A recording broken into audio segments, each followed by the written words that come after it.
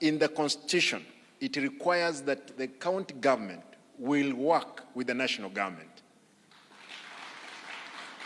There's no time. As just indicated earlier, my development allocation is only 1.9 billion. The president, courtesy of his office now, is giving us 1.9 billion for only Daraja Mbili, the stadium, the Nyambera market, and the Nyanchwa roads. Forget about the bypass. Alafu niambie, nikae. Unajua Mheshimiwa Rais ile Nyabara alikuwa anasema ukikamua ng'ombe wakati mwingine wezi ichapa, unaipembeleza.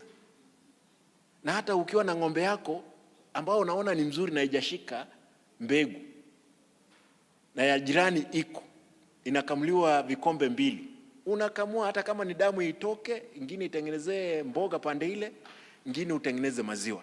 Na sisi kama jamii ya Omogsi, na sisemi hivi, kila mtu anajua kwamba mimi ndio msemaji rasmi wa jamii ya Omogsi. Sisi tutafanya maendeleo kwa sababu lile lipo. Mheshimiwa Rais, baada ya miaka hii 2 kuisha, watu watauliza, wewe Raila alikuwa katika serikali hiyo ya broad based, vitu zimefanyika, tuambie ni nini ulituletea kama chama cha ODM katika hiyo broad based. Siwezi rudi nyuma, tutashirikiana pamoja. Hii safari wale mnajua hii ilikuwa ni constituency yangu, Dagoretti North, hapa State House ilikuwa katika Dagoretti North, na nimekuwa mbunge mara 2.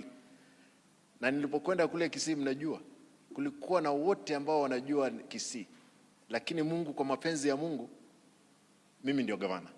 Nataka niwaulize the clergy who are here, wanasiasa ambao mko hapa, tushirikiane tuhakikishe kwamba tumeleta maendeleo.